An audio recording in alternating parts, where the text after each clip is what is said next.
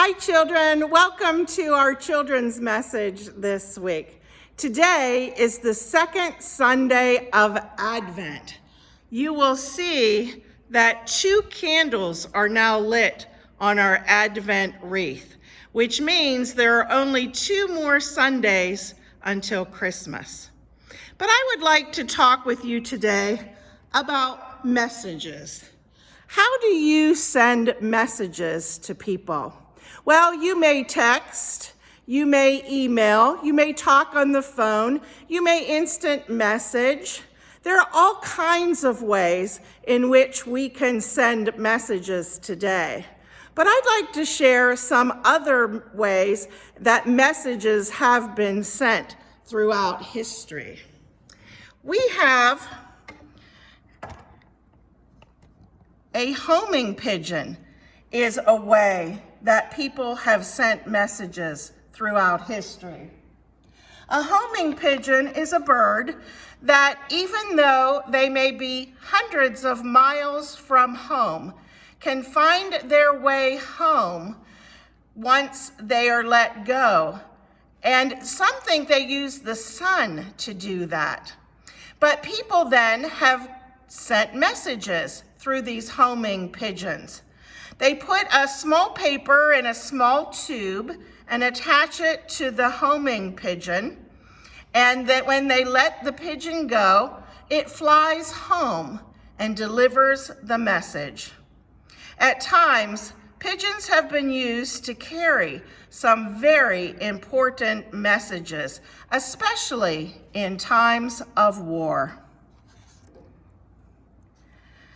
Another way in which messages have been carried have been about 200 years ago in our country would have been the Pony Express.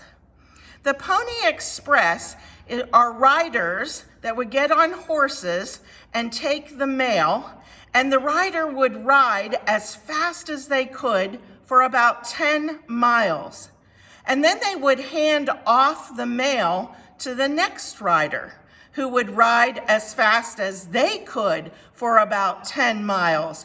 And they would hand it off to the next rider.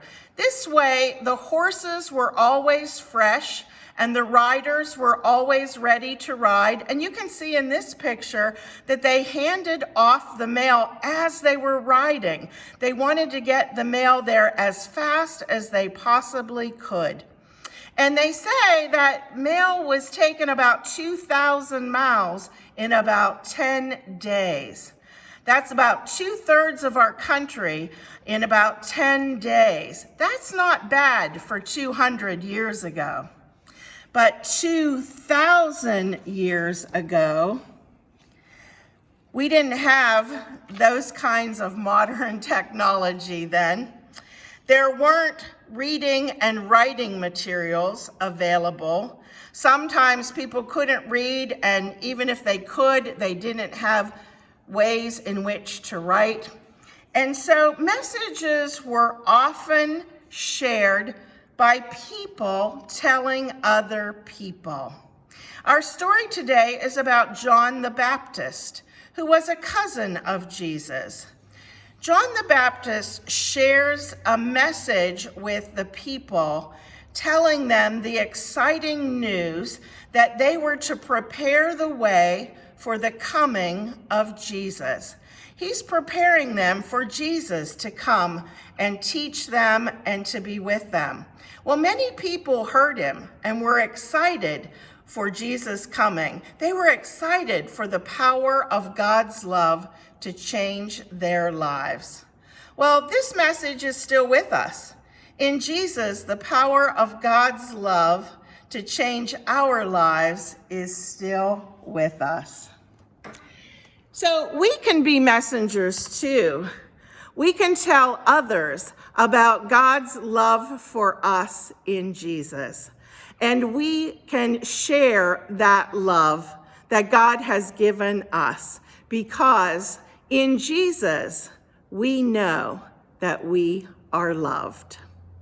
So I pray that you will stay safe, and I pray that God will bless you this week.